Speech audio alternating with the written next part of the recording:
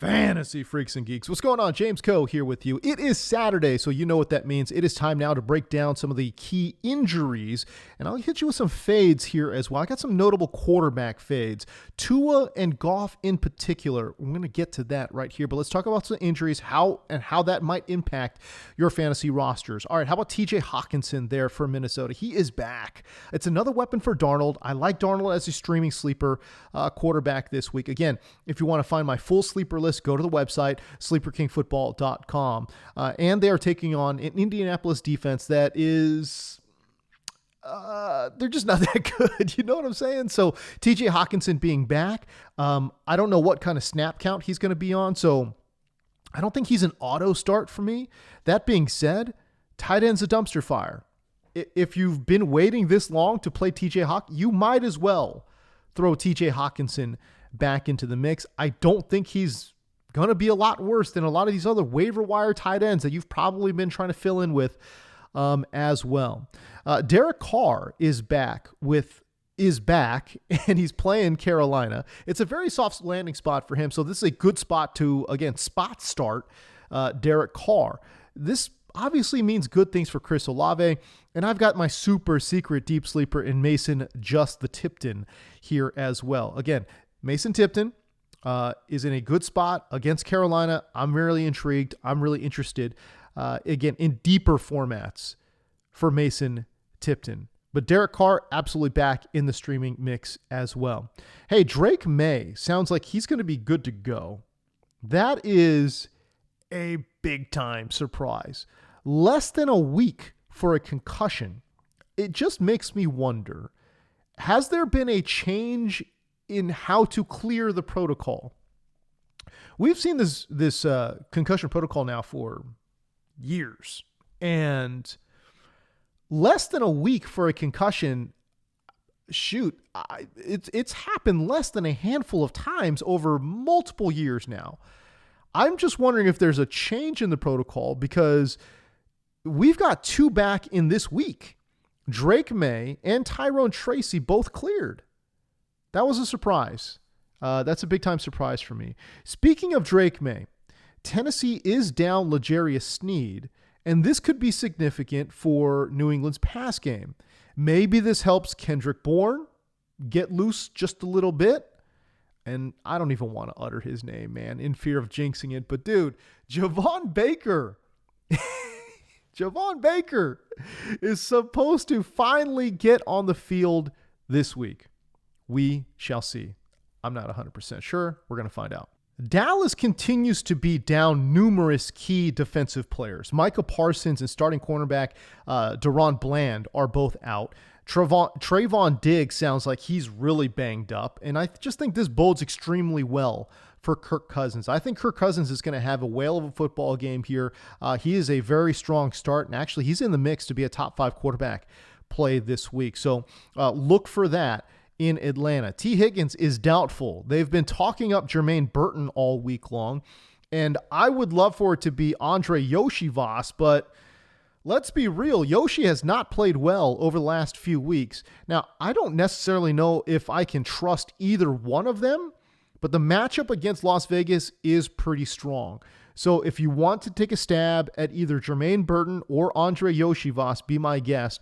Obviously, T. Higgins being primarily an outside wide receiver, Jermaine Burton looks to fill that outside wide receiver spot. Yoshivas should stay in his usual slot receiver role, but this just because Burton plays outside doesn't mean that Burrow's going to be looking for him outside. Yoshivas could get peppered with a few more targets, but again, that target share between those two guys, Burton and Yoshivas, looks very dicey, and it's really hard to decipher. So I think if you want big play potential, if you're chasing down a big number, Jermaine Burton seems like the better play because, again, he's going to get more air yards. He's going to get more opportunities to make big plays downfield. But if you're chasing a little bit of a floor, I do wonder, and I know Yoshivas has not played well in recent weeks, but Yoshivas could be a guy that gives you a better floor versus Jermaine Burton. Quentin Johnston and DJ Chark are likely back for the Chargers against Cleveland. Now, we love Ladd McConkey, but adding both of those players back into the mix does add a little bit of volatility to his production. Best case scenario, Quentin Johnston clears out more space for the underneath stuff, and that is exactly where Ladd McConkey is going to live. Worst case scenario, Ladd's target share comes down just a bit. And remember, it's not as if Ladd is getting tons and tons of targets. That's not his role, right? He's averaging 6.4 targets per game. That is very much low-end wide receiver 2 type of volume when we're talking just about targets. And we know he doesn't get that many air yards either, right? So, but it's also been really, really consistent. He's seen 6 or 7 targets in 6 of 8 games. So he'll probably get his usual 6 to 7 targets. But if these guys come back, and I know DJ Chark's not anything, but he could garner a couple targets. Quentin Johnston, certainly they've figured out a role with him. If he garners a couple of targets, does Ladd's target share come down from, let's say, 7 to 5? Well, shoot, I mean, that could be significant. So we're already dealing in the edges here, if you know what I'm talking about in regards to Ladd. So we need, we're trying to milk every possible target out of this offense as possible for Ladd McConkey, who again is only averaging 6.4 targets per game. That's something just to keep in mind and something to keep your eye on. I'm still playing Ladd, but just understand that it comes with more volatility this week. All right. As for the Panthers, Adam Thielen, he's out. Marshawn Lattimore for the Saints, he is out. Both of them working through hamstring injuries. Now, it only means good things for Xavier Legette and Jalen Coker. Legette's a great sleeper this week. Coker, a very good, solid, deep sleeper. Unfortunately, Andy Dalton is also out, so it is another week of Bryce Young. That does not make me feel great. But I think despite this, I do think that Legette and Coker will get it done. Touchdown upside will be extremely limited. But I do think that from just a PPR standpoint, I think Legette and Coker do get it done this week. Again, Legette more of a solid option there. Coker more of a deep sleeper option. If you are in desperate need or you're in a super competitive 14-teamer, or maybe you're in a 12-teamer with double flexes and you're just looking for something right now with bye weeks and injuries and all that kind of stuff. I don't know. But Legette and Coker, I think, are some of my favorite sleepers for this week. Okay, for the Jags, all indications are that Travis Etienne is back this week, coming back from his hamstring injury. He's still listed as questionable, though, so I feel like we've been through this now for 2 weeks in a row, but we do have to keep a really close eye on Travis Etienne's status and availability going into week number 9, but all signs point to Etienne being back this week. Also keep in mind, Tank Bigsby, he's questionable as well with an ankle injury. We already knew Christian Kirk is out for the rest of the year with his shoulder injury, or collarbone injury rather. Parker Washington is a viable sleeper this week. I just don't know how much I trust him. I don't have a great sense of what Parker Washington is as a player.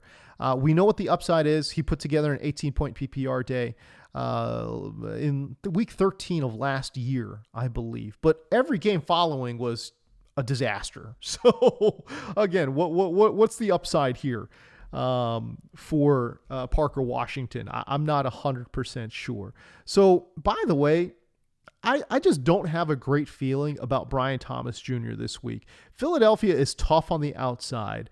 And BTJ is also working through his own injury as well. I don't know what the chance for re-injury is, but obviously there is a chance for re-injury. And does it slow him down? Again, I'm not 100% sure, but it could slow him down. There's a lot of different things going on here with BTJ where it's a bad matchup. He's going through the injury. The offense looks a little, it's very ho-hum. I would avoid Brian Thomas Jr. if possible. Look, I'm not going to be mad if you play him in the flex either. I've got a couple teams where I ain't got nobody else. Okay. I've got to throw out BTJ into the flex and just pray. Sometimes good players overcome tough spots, and maybe that is what we're looking at here with Brian Thomas Jr. But again, my initial reaction to the injury and the matchup is, if I can avoid, in most 12-team leagues, I think you can avoid playing Brian Thomas Jr. All right, so you could say that he's a bit of a fade this week. Some other notable fades. And again, I talked about at the top of the program here. Tua, Jared Goff, two guys that I am not feeling comfortable with at all.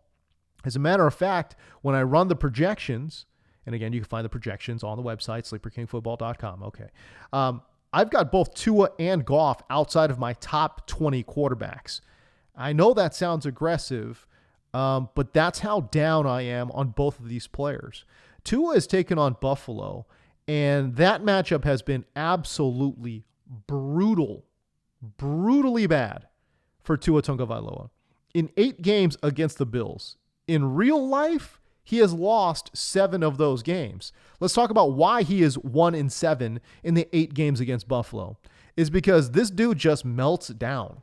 He's got 8 total touchdowns versus 10 interceptions in those 8 games. That's not good. He's only averaging 199 pass yards in those games as well. And you can say, oh, well, he got injured in his last game against Buffalo. Even if you take these games out, no, it doesn't matter. He doesn't play well against Buffalo. There are certain coaches, certain defensive schemes that have certain guys figured out. I kind of think Sean McDermott has Tua Tagovailoa figured out. So Tua against Buffalo, for me, hard fade. If I could stream that, give me Joe Flacco. Give me Jameis Winston. Give me Sam Darnold ahead of Tua Tagovailoa right now. Outside of my top 20 quarterbacks this week. Jared Goff against Green Bay. Oh, man. Look, I'm a big Jared Goff supporter and defender. But even I know when it's on the road, Goff is going to be a little bit worse. He's going to be a little bit worse. But more importantly, there is supposed to be rain all day Sunday. As a former Cal grad, let me tell you, I've seen more games of Jared Goff than anyone else in the NFL. You know what I'm saying? Goff in wet conditions is less than ideal. Let's just put it that way. It's less than ideal, all right? So again, wet conditions on the road, Goff, again, outside my top 20 quarterbacks. And this is more of just a feel thing. As somebody who's, again, watched a lot of NFL, this is just more of a feel thing. But man, Jared Goff has been running white hot. He has been playing incredible football. Now, you might be saying to yourself, well, dude, okay, why is that a bad thing? It's just that Goff has a tendency, he's kind of like Kirk Cousins. He has a tendency to fall back to the mean, if you will. He's running white hot. He's playing incredible football right now. But I've seen this story too often where he plays really, really well for a good stretch of games, and then he comes crashing back down to earth. I mean, a complete crash out, right? Not just he puts together 3 or 4 average games. Nope. He crashes out. And it's like, oh, that's the Jared Goff that everyone else was expecting. I'm a big Jared Goff guy. Huge Jared Goff defender. But again, it is true, though, that Goff does tend to come back down to earth in a bad way. This feels like the kind of game that Jared Goff does come back down to earth on the road against a good Green Bay team in the rain. I don't know. I'm not feeling that great about it. I know traditionally against Green Bay, he has played them very well, but I think in this particular game, I think he has a very average game, if not a below average game. Let's find out. Rachaad White versus Kansas City. Dude, Rachaad White has been gangbusters the last 2 weeks. He's averaging 22.4 PPR points per game over his last 2 weeks, but I just think he falls flat this week. The Chiefs have absolutely shut down, clamped down opposing running backs. Over the last 4 games, there's only been one running back to record double-digit PPR points against Kansas City, and that was Alvin Kamara. And it's not as if Alvin Kamara had some huge day here. He had 26 rush yards. 26. The only reason he got to double-digit PPR points was because he saw 8 targets in this game for 6 receptions and 40 yards. So 12.6 PPR points for Alvin Kamara. He barely got there. Rachaad White is not Alvin Kamara, ladies and gentlemen. I'm not breaking any ground here. I'm not throwing any shade. That's just the truth, okay? He ain't Alvin Kamara. We all know this. I mean, Alexander Mattison, who, again, lead back there for the Las Vegas Raiders, he almost got there, 9.4 fantasy points, but that's not good, right? Week number 7, Jordan Mason, 8.9 fantasy points. That's not good. And again, Alvin Kamara there, with just 12.6. By the way, in week number 4, J.K. Dobbins, 9.2 PPR points in that ball game with just 32 yards on the ground. So the ground totals will not be there 100% for Rachaad. You're hoping that he gets a lot of work out of the backfield, just like Alvin Kamara did. But even then, I think we have to downgrade what we are looking at here with Rachaad White. Kansas City's defense has been playing really, really well.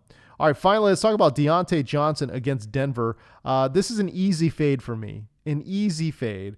I know we're hoping for good things here, but and maybe this ends up being a good thing for Lamar.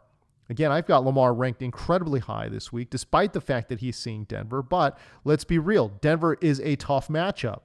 The Broncos allow the 9th fewest fantasy points per game to outside wide receivers.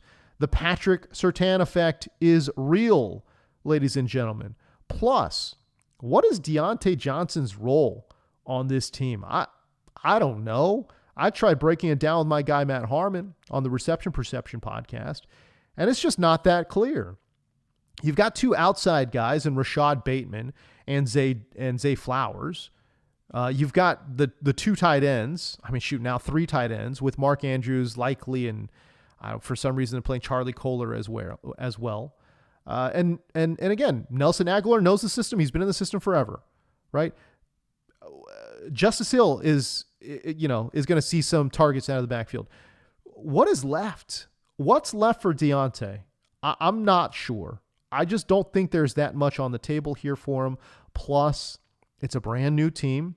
They have to figure out where they're going to put him in spots to succeed. He's got to learn the playbook. I doubt that he knows the entire playbook by the time they get to Sunday. So now we are talking about a new receiver on a brand new team without a clear role in a tough matchup. Boys, I will pass gladly on Deontay Johnson this week. And if I get burned, like let's say he catches like 2 1-yard touchdowns or 2 5-yard touchdowns and I look like an idiot, so be it. But I just don't see a big target volume here for Deontay. And by the way, Baltimore, bottom 10 in pass attempts per game. The volume, all the metrics do not look good for Deontay Johnson. An easy fade for me this week. All right, so there you go. That's your show. I hope everyone has a great week number 9. I'll catch you guys here on Tuesday. But until then, remember, it's never too late to chase your dreams. Peace.